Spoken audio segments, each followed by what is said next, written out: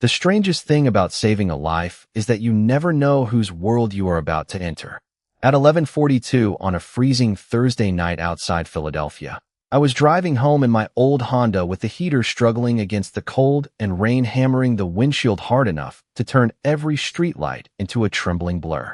My name is Claire Bennett. I was 27, exhausted after a double shift at the diner, and thinking about nothing more important than dry socks and 6 uninterrupted hours of sleep. Then my headlights caught something beneath an overpass. A shape. Dark. Motionless. I drove another 50 feet before my conscience won. Come on, Claire. I pulled onto the shoulder, turned on my hazard lights, and stepped into the rain. The shape was a German Shepherd. He lay beside the concrete barrier with his soaked coat pressed against his body and his breathing so shallow that I had to crouch beside him to see his chest move. Hey, buddy. One ear twitched. Good. I will take that. I slipped off my work jacket and covered him. His collar surprised me. Thick brown leather. Expensive. Definitely not something I expected on a stray. There was also a narrow, empty space near the buckle, almost as if a small device had once been attached there. You have a story, do you? His eyes opened for half a second. That was enough. All right. You are not dying under an overpass tonight. A delivery driver stopped when he saw my hazard lights and helped me lift the dog into the back seat. He had to weigh close to 70 pounds, but he barely resisted. That frightened me more than anything. I drove 12 miles to the nearest emergency veterinary hospital with the heater turned high and one hand reaching backward whenever we stopped. Stay with me.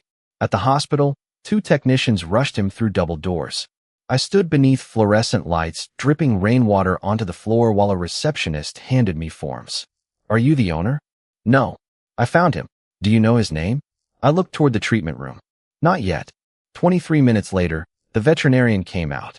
He is severely dehydrated and dangerously exhausted, but he is responding to fluids and warming. I closed my eyes. So he has a chance? Yes. That single word felt warmer than the entire building. I sat down with terrible vending machine coffee and watched the rain slide down the windows. Then headlights swept across the lobby. One black SUV stopped outside. Then another. Then a third. Men in dark coats stepped onto the wet pavement. Nobody in the waiting room said anything, but the atmosphere changed. The front doors opened. The man who entered last was tall, broad-shouldered, white, with dark hair, a charcoal overcoat, and the kind of controlled expression that made everyone else suddenly careful. He did not look at the receptionist. He did not look at me. His eyes went directly to the treatment room. Then he saw the German Shepherd beneath the warming blankets. Something broke through his expression. Fear. Real fear. Atlas. The dog's eyes opened. His tail moved once. The man stopped breathing for a second. Then he turned toward me. Every trace of vulnerability disappeared behind cold gray eyes. Who found him? I stood slowly, still holding my paper cup. I did. He walked closer. Where? Before I could answer, the receptionist leaned toward me and whispered, "That is Damien Cross." I knew the name. Everyone in Philadelphia seemed to know the name. I looked from the ruthless man everyone feared to the exhausted dog who had somehow made him afraid, and I realized I had not rescued a stray from the rain. I had picked up the one living thing capable of bringing Damien Cross to his knees. Damien Cross did not ask whether Atlas belonged to him. Atlas answered that question himself. The German Shepherd lifted his head when Damien stepped closer to the treatment room, and his tail moved weakly beneath the blanket. Damien's entire expression changed for half a heartbeat. Then the wall came back. I am taking him home. The veterinarian looked uncomfortable. I did not. No, you are not. The waiting room went so quiet that I could hear rain ticking against the windows. Damien turned toward me slowly. Excuse me. He is severely dehydrated and exhausted. The veterinarian said he needs fluids, warmth, and monitoring. You cannot just put him in one of those SUVs because you decided he should leave. One of the men behind Damien shifted forward, but Damien raised a hand without looking at him. The man stopped immediately. Damien studied me. Atlas has private veterinary care. Wonderful. Your private veterinarian can speak with this veterinarian. He will be more comfortable at home. Comfort is not the same as medically stable. His gray eyes narrowed. I could feel my pulse in my throat, but I refused to look away. Being afraid of someone and obeying them were not the same thing. The veterinarian finally stepped between us. Mr. Cross, she is correct. Atlas should remain here overnight. Damien looked through the glass. Atlas had lowered his head again. How serious is it? The question was quieter than everything he had said before. He is responding well, but we need time. Damien nodded once. Then he stays. That surprised me. Maybe it surprised his men too. I picked up Atlas's collar from the belongings tray while the veterinarian returned to the treatment room. The brown leather was still damp. Under the brighter lobby lights, the empty section beside the buckle bothered me again. Mr. Cross. Damien looked over. Was something attached here? He crossed the room and took the collar carefully. His thumb stopped beside two tiny mounting holes. A GPS tracker. It was not there when I found him. His face became still. Where exactly did you find Atlas? I gave him the location beneath the overpass, about 12 miles from the hospital. Could he have wandered there? I asked. No. His answer came too quickly to doubt. My property is fenced. The gates are monitored. Atlas knows the grounds. Maybe the tracker broke off. I pointed at the leather. Would it not have torn this? Damien examined it again. The mounting area was clean. No ripped leather. No stretched holes. Just an empty rectangle where something had been removed. One of Damien's men approached. Sir, should I call security? Damien kept looking at the collar. Pull the original footage from every exterior camera. Start with the gates. Nobody edits anything. Yes, sir. The man stepped away. I folded my arms. Who knew Atlas wore a tracker? Damien looked at me. My staff. My security team. A few people close to me. So quite a few people. People I trusted. There was something different in the way he said trusted. Not anger. Disappointment sharpened into suspicion. The veterinarian returned carrying a handheld scanner. We confirmed the microchip. Mr. Cross is listed as Atlas's owner and emergency contact. I nodded toward Damien. Congratulations. Your dog officially agrees with you. For the first time, something almost like amusement touched his face. It vanished quickly. His phone vibrated. He read the message, and the remaining warmth disappeared. What happened? I asked. Damien turned the screen toward me. A security notification showed one exterior camera at his estate had gone offline earlier that evening. How long? I asked. 11 minutes. I looked at the empty place on Atlas's collar, then toward the dog behind the glass. That is a very convenient 11 minutes. Damien's gaze settled on me. Yes. Outside, the rain kept falling, but the mystery had already changed shape. Atlas had not simply gotten lost.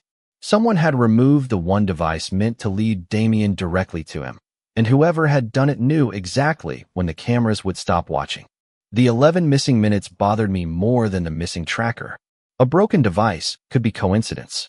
A camera failing at exactly the right moment felt like intention. Damien stood near the hospital window with Atlas's collar in one hand, while his security team worked through footage from the estate. I should have gone home. My shoes were wet, my uniform smelled like rain, and sunrise was only a few hours away. Instead, I stayed. Maybe because Atlas was still behind that glass. Maybe because I wanted to know how a 70-pound German Shepherd had traveled miles from a guarded property without anyone noticing. Damien's phone vibrated. He opened a video file. They recovered footage from the camera covering the east service gate. I stepped closer. The image showed a wide driveway washed in security lights. Atlas appeared near the gate at 9:46 that evening. He was walking beside a man wearing a pale blue maintenance jacket. Pause it. Damien did. Atlas is not afraid of him. The dog was not pulling away or lowering his body. He was looking up at the man, relaxed enough to walk beside him. Damien's jaw tightened. He knows him. Can you see his face? Not from this angle. The footage continued. The man crouched beside Atlas for several seconds, one hand near his collar. Then both moved toward the service gate. 30 seconds later, the recording ended. The next available image appeared 11 minutes later. Empty driveway.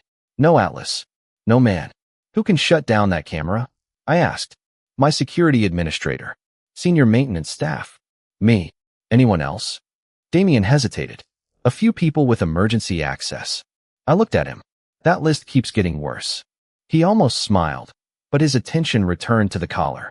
I noticed something near the buckle when he turned it beneath the light. Wait.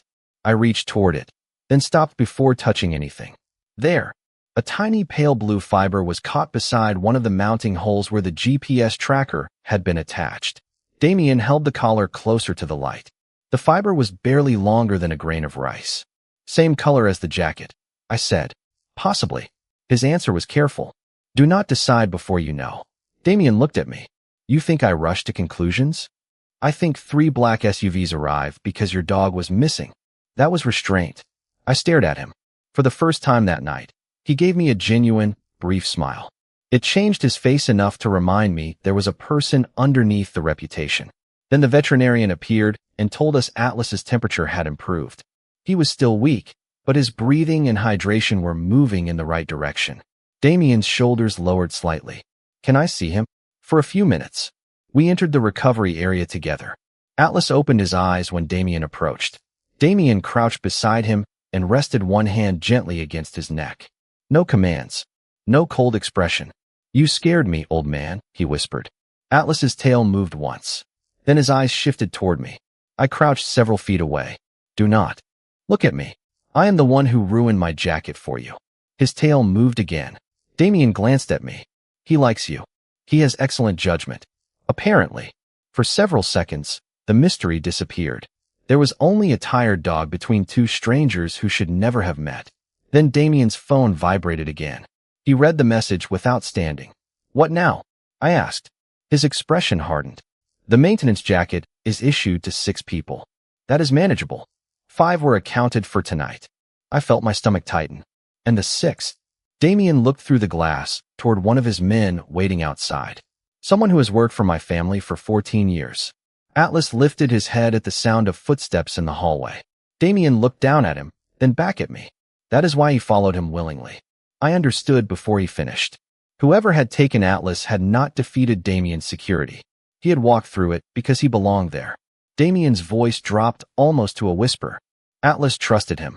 By the time I finally left the hospital, the rain had softened into a thin silver mist, and the clock on my dashboard read 3:17 in the morning. Damien stayed with Atlas. I knew that because the last thing I saw through the glass doors was the most feared man in Philadelphia sitting quietly beside a recovering dog, his expensive coat folded over the back of a plastic chair. Before I walked away, Damien handed me a plain card with one phone number printed across the center. If anything unusual happens, call me. I slipped it into my pocket. After tonight, you might need to define unusual. The corner of his mouth moved. You will know. I drove away expecting the night to finally release me. It did not. 4 miles later, I noticed headlights in my rearview mirror. A black SUV. At first, I ignored it. Philadelphia had plenty of black SUVs. Then I turned right. It turned right. I changed lanes. It changed lanes. I passed the street leading toward my apartment and continued another half-mile. The SUV stayed behind me. My pulse climbed. I pulled into the bright parking lot of a 24-hour grocery store and parked near the entrance beneath security lights. The SUV stopped across the street. I took Damien's card from my pocket and called. He answered before the second ring. Claire, is that your SUV following me? Silence. Where are you? That was not my question. Another pause. Yes. Anger pushed through my fear. Call them back. They are there to make sure you get home safely. Without telling me, whoever took Atlas may know where you found him. Until I understand what happened, I am not taking chances with you. You are not taking chances with me because I am not yours to manage. The line went quiet. I could hear faint hospital sounds behind him. Claire, this is protection. No. Protection you force on someone is still control. He said nothing. I looked across the street at the dark SUV. You sent strangers to follow a woman home after 3 in the morning without asking her. Whatever you intended, that does not feel safe from where I am sitting. His voice changed. The authority remained, but something else entered it. Consideration. What do you want me to do? Send them away. If there is a real threat, you could be exposed. Then tell me what you know and let me decide what risk I accept. Several seconds passed. Then Damien said, look across the street. The SUV's headlights came on. It pulled away from the curb, turned at the intersection, and disappeared. I released a breath. Thank you. I do not like this. You do not have to like my boundary. A quiet sound came through the phone, almost a laugh. Do you always argue this much? Only when someone follows me through Philadelphia at 3 in the morning. Fair. That single word surprised me more than the SUVs had. Drive home, he said. Then he corrected himself. Please drive home carefully. Better. 15 minutes later, I parked outside my apartment building. No SUV followed. No stranger waited nearby. Damien had actually listened. I climbed the stairs, locked my door, and placed his card on the kitchen counter. My phone vibrated before I could change out of my damp uniform. A message from Damien. Atlas is awake. Beneath it was a photograph of the German shepherd resting beneath a blanket. His tired eyes open while Damien's hand rested gently beside his paw. I smiled despite myself. Then another message appeared. This one contained only 9 words. You saved the last piece of my brother I have. I read it twice. The ruthless man from the hospital suddenly seemed very far away. I looked again at Atlas, then at Damien's hand beside him, and understood that whoever had taken that dog had not simply stolen something valuable. They had reached directly into a grief Damien Cross had never learned to bury. I did not sleep much after Damien's message. The sentence stayed with me longer than the rain had. The last piece of my brother. By noon, I was back at the diner pretending coffee could replace rest when my phone vibrated beside the register. Atlas ate breakfast. A photograph followed. He was sitting upright beneath a gray blanket, looking deeply offended by whatever bland food the veterinarian had given him. I smiled. Then another message appeared. His name was Evan. I stared at those 4 words before typing, "Tell me about him sometime." Damien did not answer until my shift ended. "Come see Atlas if you want." Not an order. Not even a request disguised as one. "If you want." I noticed the difference. When I reached the veterinary hospital around 7, Damien was sitting beside Atlas's recovery enclosure. No entourage crowded the room. His charcoal coat rested over a chair, and an old photograph lay in his hand. Atlas saw me first. His ears lifted, and his tail tapped against the blanket. "There is my expensive roadside problem." Damien looked up. "He has been waiting for you. He has excellent taste." "You keep saying that." "Because he keeps proving it." I crouched beside Atlas and rubbed gently behind his ears. His breathing was stronger. His eyes were brighter. When I stood, I noticed the photograph in Damien's hand. 2 young men stood beside a lake with a younger Atlas between them. One was unmistakably Damien. The other had lighter hair and the same gray eyes. "Evan." Damien nodded. "My younger brother." He handed me the photograph. Evan was smiling directly at the camera. Damien was looking at Evan instead. Atlas was his. From the beginning. Evan adopted him from a rescue when Atlas was about 5 months old. Everyone said the dog was too anxious. Damien looked down at Atlas. Evan said frightened was not the same as broken. Something tightened in my chest. I think I would have liked him. Most people did. Damien became quiet. He got sick 3 years later. Treatment lasted more than a year. Atlas slept outside his bedroom every night. His fingers rested against the edge of the photograph. After Evan died, Atlas stayed outside that same door for days. I looked at the dog between us. "And you kept him?" "At first because he belonged to Evan." Damien's voice lowered. "Then because there were mornings when I did not want to get out of bed." Atlas needed breakfast.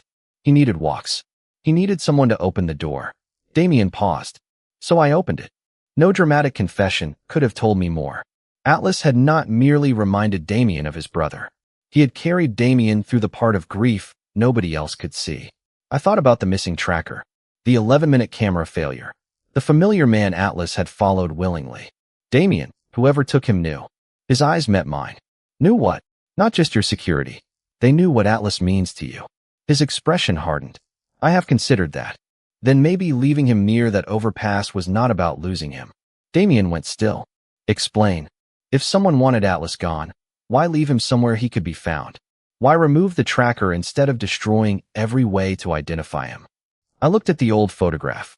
Maybe they wanted you frightened. Maybe they wanted you angry enough to react. Before Damien could answer, my phone rang. It was my manager. "Claire, something strange just happened." I stood straighter. "What?" "A man came in asking for you. He did not order anything. He only asked about the dog you found." My stomach tightened. What exactly did he ask? My manager hesitated. He asked if the German shepherd was still alive. I looked at Damien. He had heard enough from my expression alone. Suddenly Atlas was no longer the only person someone had gone looking for. Whoever had used Damien's grief had just stepped into my life too. The question from the diner changed the shape of the danger. Until that moment, I had been the woman who happened to find Atlas beneath an overpass. Now someone had connected my name to Damien's dog and deliberately walked into my workplace looking for me. I called my manager back while Damien stood beside Atlas. Tell me exactly what he looked like. She described a white man in his early 40s, neatly dressed, calm, with dark blonde hair and a navy overcoat. He had worn a silver watch with a blue face and driven away in a gray sedan. Did he give you a name? No. He was polite, Claire. That was almost the strange part. After I ended the call, Damien was already reaching for his phone. I can put someone outside the diner. Damien. His hand stopped. I waited. He looked at me for several seconds, and I could almost see him remembering our conversation from 3 in the morning. Would you like someone watching the diner? He asked. That was different. If my manager agrees, yes. From a distance. Nobody bothers customers. Agreed. I called her. She gave permission. Damien made one quiet call and requested that his security team review footage from cameras his organization legally controlled near the diner and compare the gray sedan against vehicles used by his contractors. No threats. No orders about me. Just information. Less than an hour later, a photograph arrived. Damien turned his phone toward me. The gray sedan belonged to a facilities company that had worked at his estate. The company issued the maintenance jackets, he said. The pale blue ones. Yes. My stomach tightened. Who owns it? Damien's expression became unreadable. Marcus Vale. You know him. For 14 years.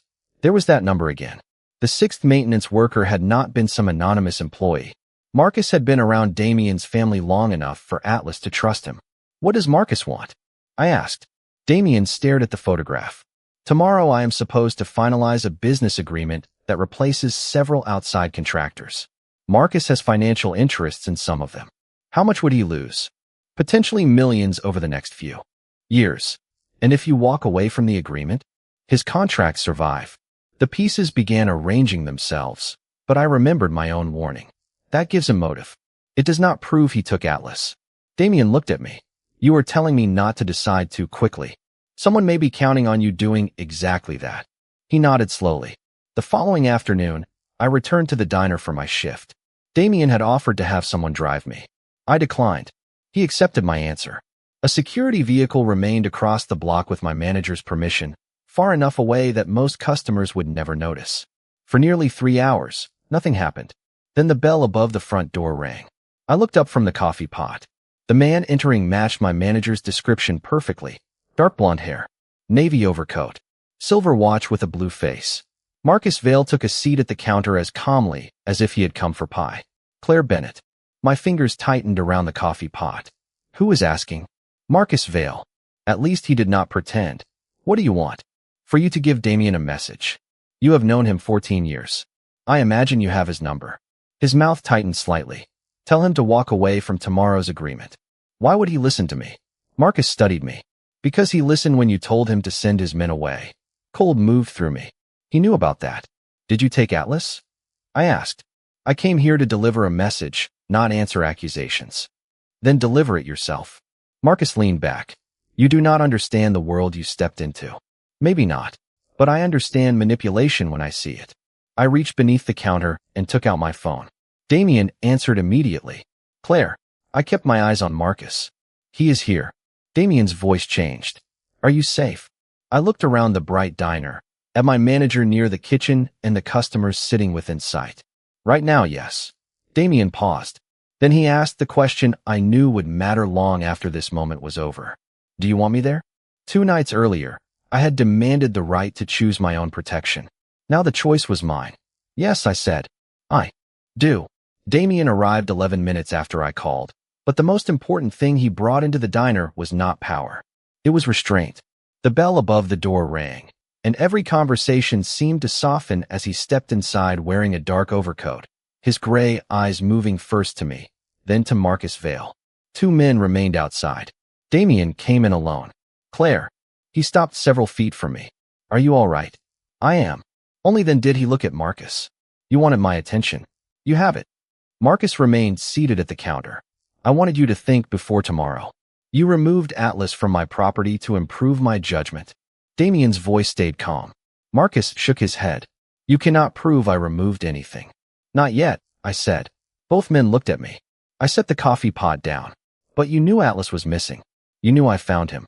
You knew Damien withdrew his security after I asked. Those are very specific things for an innocent contractor to know. Marcus gave me a thin smile. You are observant. You should have noticed that before coming here. Damien almost smiled, but his attention never left Marcus. Why the agreement? Marcus finally stood. Because you are about to replace relationships that took years to build.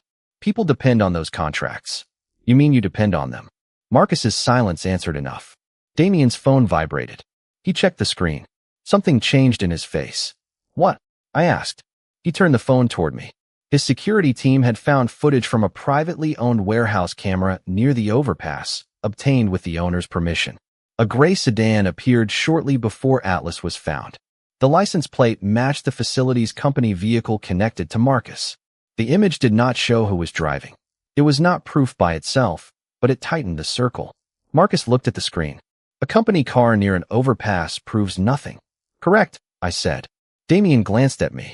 I continued. Which means this still does not make sense. Marcus frowned. What is not? Atlas. I looked at Damien. If the goal was money, why involve the one thing guaranteed to make Damien emotional? Nobody answered. I thought about Evan. The old photograph.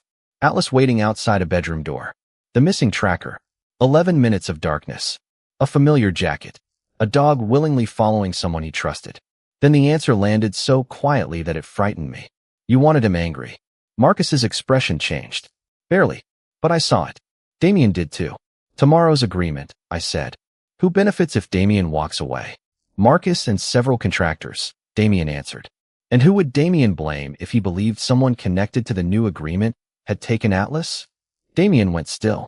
Marcus looked toward the window. That was enough for me. Atlas was left near that overpass to be found. His tracker was removed so Damien could not locate him immediately. The camera went dark so the person taking him could not be identified. Then Atlas appeared miles away, frightened and exhausted, near property that could point suspicion somewhere else. Damien's eyes hardened. One of the companies in tomorrow's agreement owns a distribution property less than a mile from where Claire found him. Marcus said nothing. I looked at Damien and finally understood the design. Someone had not needed to destroy the agreement. They only needed Damien to destroy it himself. Atlas was never the target. Damien turned toward me. Then what was? I held his gaze. Your grief. The diner became impossibly quiet. Damien looked at Marcus, but he did not move toward him. He did not raise his voice. For the first time since I had met him, the most dangerous thing in the room was not what Damien might do. It was the fact that he finally understood exactly what someone had expected him to do. Damien did not answer me immediately. He stood beneath the warm diner lights with his eyes fixed on Marcus, and I watched the anger arrive without watching it take control. That difference mattered. Marcus seemed to expect shouting. He seemed to expect Damien to make one reckless decision that could be used against him tomorrow. Instead, Damien reached into his coat and took out his phone. You were right about one thing, Marcus. His voice was quiet. I needed to think. Marcus folded his arms. Then think about what? That agreement costs the people who built your business. Damien unlocked his phone. I am thinking about what anger has already cost me. He called his attorney. Preserve every record connected to Vale facilities and the contractors affected by tomorrow's agreement. I want an independent review of the security outage, vehicle records, access logs, and financial relationships. Nothing altered. Nothing deleted. Marcus's confidence finally slipped. Damien, if the evidence clears you, it clears you. Damien looked directly at him. If it does not, the evidence decides what happens next. Not me. Marcus stared at him as if restraint were a language he had never expected Damien Cross to speak. Then he looked at me. You really believe she changed you? Damien's expression remained still. No. He glanced toward me. She reminded me I still had a choice. Marcus left without another word. The bell above the door rang once. Then the diner settled into an uneasy silence. I released the breath I had been holding. Damien remained near the counter. You could have done something very different, I said. That is what he wanted. And what did you want? Damien looked through the window at the wet street. 5 minutes ago, he gave a humorless smile. Something I would regret tomorrow. And now I want facts. I poured 2 cups of coffee and pushed one toward him. Progress. He took it. That sounds dangerously close to approval. Do not get comfortable. His smile this time was real. The next morning, Damien authorized the suspension of Marcus's access to company systems and properties while attorneys and independent investigators reviewed the records. The agreement was postponed, not abandoned. Nobody disappeared. Nobody was threatened. Evidence replaced instinct. 3 days later, the hospital called. Atlas was ready to go home. I met Damien there after my shift. Atlas came through the treatment room door wearing a clean collar without a tracker attached yet. He moved slowly, but his tail began sweeping the moment he saw us. I crouched. Look at you. Atlas pressed his head against my hand. Damien stood beside me, quieter than usual. The veterinarian explained his medication, hydration, meals, and activity limits. Damien listened to every word. Outside, afternoon sunlight reflected from the pavement where rain had covered everything only days earlier. Atlas paused between us. Damien looked down at him. I spent years believing power meant making sure nobody could control me. How did that work out? I asked. He exhaled softly. Poorly. I looked at him. Anger can control you as easily as another person can. Damien nodded. I know that now. Atlas leaned against his leg. Damien rested one hand gently on the dog's back. Claire. Yes. Thank you. For Atlas. His eyes stayed on mine. For telling me to stop. I thought about the man who had arrived at the hospital with 3 black SUVs and an order already formed in his mouth. Then I looked at the man standing beside me now, waiting instead of commanding. You stopped yourself, I said. Damien opened the SUV door for Atlas, then stepped back and let the dog decide when to climb inside. It was such a small thing that nobody else would have noticed. I did. Sometimes change does not announce itself. Sometimes it simply stops giving orders and learns how to wait. 2 weeks passed before I saw Damien cross again. That surprised me more than I wanted to admit. There were no black SUVs outside my apartment. No security team across from the diner. No expensive gifts waiting at the counter. No messages designed to remind me that a powerful man knew my number. Damien had thanked me, taken Atlas home, and respected the distance I had asked for. Life became ordinary again. I worked morning shifts, complained about the coffee machine, drove my old Honda, and occasionally wondered whether ordinary had always felt this quiet. I received updates about Atlas, but only because I had told Damien I wanted them. A photograph of Atlas sleeping beside a fireplace. Another of him carrying a tennis ball through the yard. One message said he had stolen half a turkey sandwich from the kitchen counter. I replied that recovery clearly suited him. Damien answered that criminal tendencies were spreading through the household. I laughed harder than I should have. The investigation moved more slowly. Records connected Marcus to the security outage and confirmed financial conflicts involving the contractors, but Damien let attorneys and investigators handle the rest. He did not tell me details I did not need to know. That mattered too. On a quiet Thursday evening, I was wiping down the counter when the bell above the diner door rang. I looked up and froze. Atlas walked in first. Healthy. Alert. Tail moving like he owned the place. You have got to be kidding me. He crossed the diner and pushed his head against my hip before I could put down the towel. I laughed and crouched beside him. Look at you, handsome. Then I saw Damien standing near the door. Dark coat. Gray eyes. No entourage. No room full of fear following him. Just Damien. He insisted, he said. Did he drive? Not yet. I scratched behind Atlas's ears. Give him time. Damien came closer, but stopped on the other side of the counter. You look tired. That is what happens when people order breakfast at dinner. A tragedy. You would understand if you had ever worked for tips. I suspect I would be terrible at it. You would frighten everyone into tipping 50%. He smiled. For a moment, neither of us said anything. The silence did not feel threatening anymore. It felt unfinished. Damien looked down at Atlas, then back at me. Your shift ends at 8? 8:15 if the closing customers cooperate. He nodded. Then he did something the man I met 2 weeks earlier would never have done. He hesitated. When you are finished, would you have coffee with me? I leaned against the counter. You came to a diner to ask me out for coffee? I recognized the strategic weakness in the plan. And if I say no? His answer came without hesitation. Then I take Atlas home, and thank you for considering it. I studied him. No command hidden inside the question. No expectation disguised as generosity. He was simply waiting. Atlas sat between us and looked from Damien to me as if disappointed by how complicated humans made everything. One coffee, I said. Damien's shoulders relaxed almost invisibly. One coffee. At 8:23, I stepped outside wearing my coat. The night was cold, but clear. Atlas walked between us as we headed toward a small coffee shop 3 blocks away. Damien did not reach for my hand. He did not tell me where this was going. Neither did I. For once, neither of us needed to control what came next. I had found Atlas on the worst night of his life and carried him towards safety. Somehow, without knowing it, he had done the same for Damien. I saved a dog from the ring. The dog reminded a powerful man that grief did not have to decide who he became.